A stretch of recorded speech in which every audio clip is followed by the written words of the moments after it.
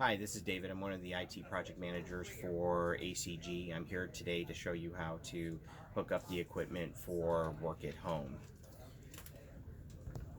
First, you're going to be receiving a few boxes. One of the boxes that you're going to receive is a Cisco Meraki device. Inside this box is going to be the Cisco Meraki device along with a power pack, and inside the box also will contain a black Ethernet cable. With the Meraki device will also come a canvas bag that will have a power cord inside of it that will connect to the power pack so that you can connect it to one of your outlets. I do want to say that you will need, for your work at home solution, you will need 3 available AC outlets to be able to connect all of your equipment. The next box that you're going to have is your audio codes phone. Inside this box will be your handset, will be the phone itself. You're also going to have a curly cord that will plug into the handset, as well as a headphone adapter cable that will connect to the phone, and we'll show you how to do that here in just a couple of minutes. Also in the box is going to be another RJ45 Ethernet cable, and that's so that you can connect the phone to the Meraki device, and of course a stand to be able to prop the phone up. And again, we'll show you how to hook all this up here in just a second. The third box you're going to receive is a Dell Wise box. Inside this box, you're going to have the Dell Wise thin client. This is going to be your computer. In that box, you're also going to have a mouse, keyboard, along with an Ethernet cable and a power pack and power cable for the Dell Wise thin client device. If you're receiving a monitor, you'll receive a monitor. Inside there will be the monitor itself, the stand. It'll come with a power cable and a display port cable. If you're taking your monitor home, we're going to show you how to do that, but you may have adapter cables to go from a VGA connection to DisplayPort or a DVI connection to DisplayPort. The thin clients only take a DisplayPort connector, so it's important that we get this correct and get this right to you. Okay, so I'm going to remove the boxes out of the way here and show you how to hook up the equipment. You're also going to have an instruction sheet that will be sent out to you. I highly recommend that you watch this video in its entirety first, and then try to hook up your equipment, and then watch the video again to make sure that it's hooked up correctly. Bear with me just a second here. Okay, so you're going to have your Meraki device here. The instruction set says that you're going to plug in the power from the power pack. That's going to go in on the right side of the Meraki device. The other end will plug into your power outlet. Your Ethernet cable in that one is provided. It's a very short cable. You can interchange these cables as you need, but the first connection will be to port number 1 on the Meraki device. The other end of this one will go to your internet modem at your house. Again, if the cable is too short, you will need to go out and buy a cable that might be 25 or 50 feet or however long it is. Okay, we're going to move on to the phone. In the back of the phone, if you grab the phone and you turn it over, you're going to see that you've got some connections back here on the back of the phone. And that on the far left hand side is going to be an RJ11 connection. This RJ11 connection is for the curly cord for your headset. Okay, not your handset or the receiver, but your headset, and it has the quick disconnect. So that will go on the left hand side. You're also going to have a power adapter that comes with the phone. You do not need the power adapter at this time, and that the phone will receive power over its Ethernet connection. So your Ethernet cable that you got with the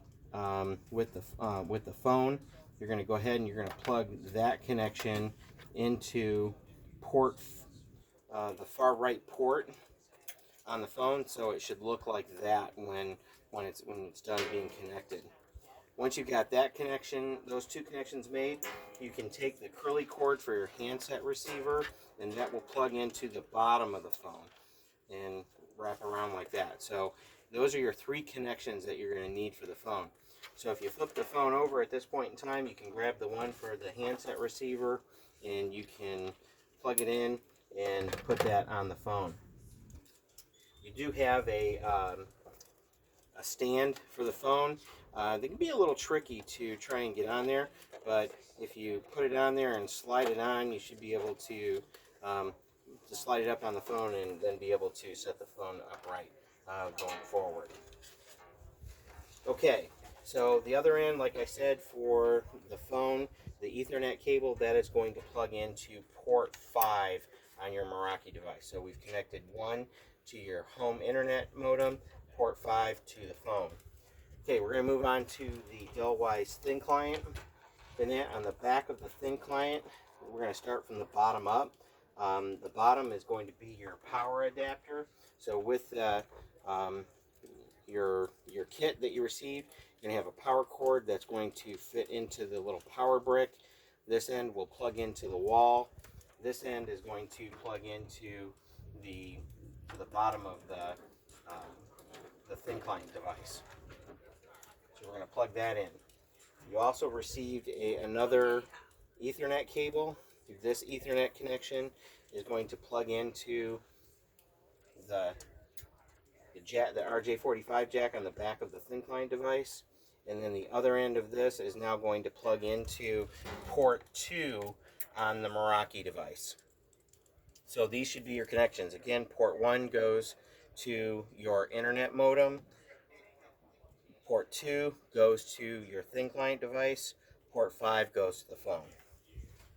Okay, along with the thin client is going to be a keyboard and a mouse. So we're going to go ahead and we're going to hook those up. On the back of the thin client, you'll see that there's 4 USB ports. You can use any of them. I prefer to use the blue ones. They do work faster. So go ahead and connect your mouse and your keyboard up.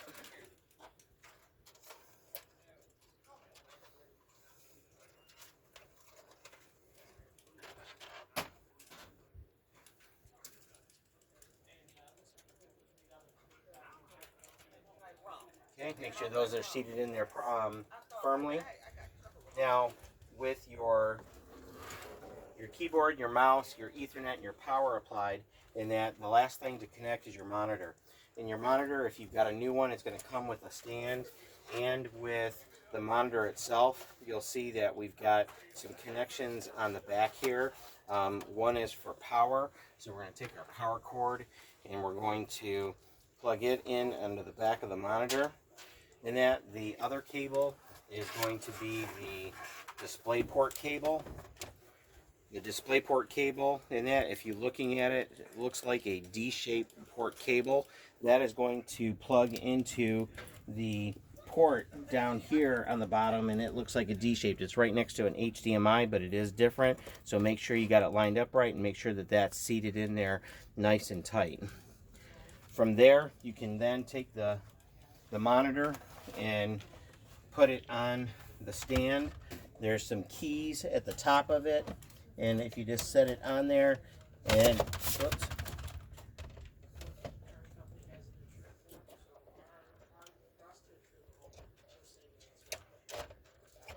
having some technical difficulties here.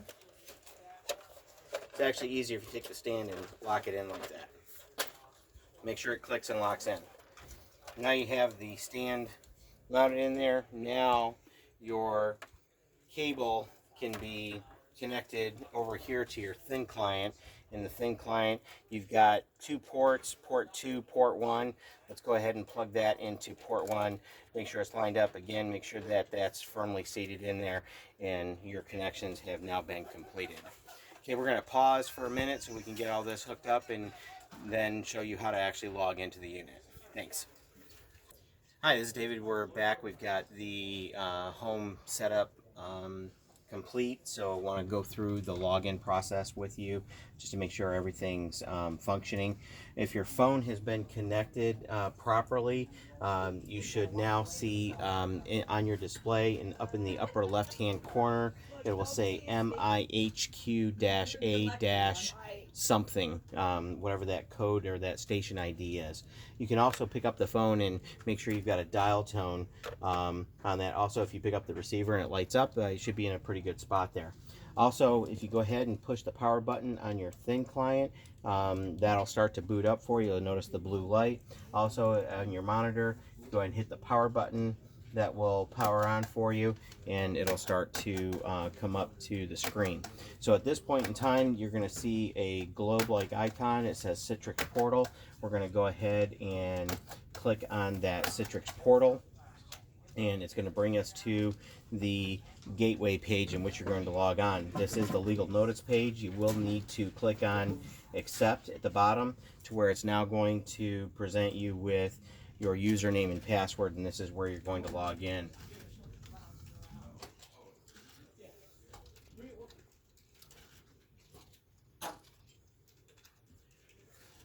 Okay, and then once it's logged in, this is where you're going to encounter your Duo authentication. Since we're using my phone to video this, I can't actually complete this process, but if it's your first time doing this, it's going to walk you through the steps to set up Duo. There's instructions on it. Follow those instructions.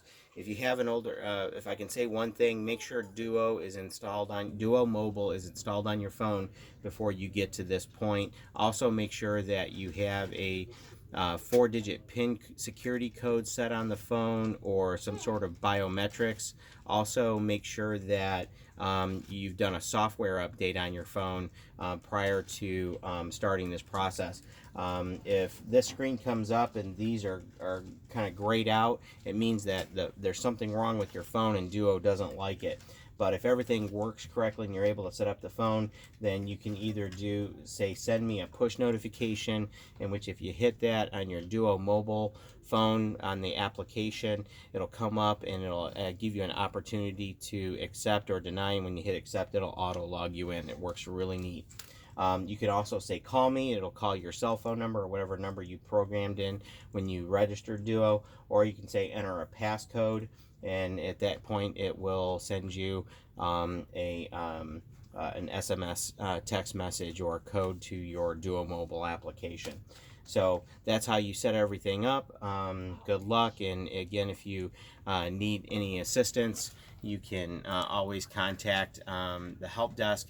That number is 1-800-236-3300. Hi, so if you've watching this video, the ACG service desk number is 1-800-226-3300 if you need assistance with getting this set up. Again, good luck, and thank you for watching.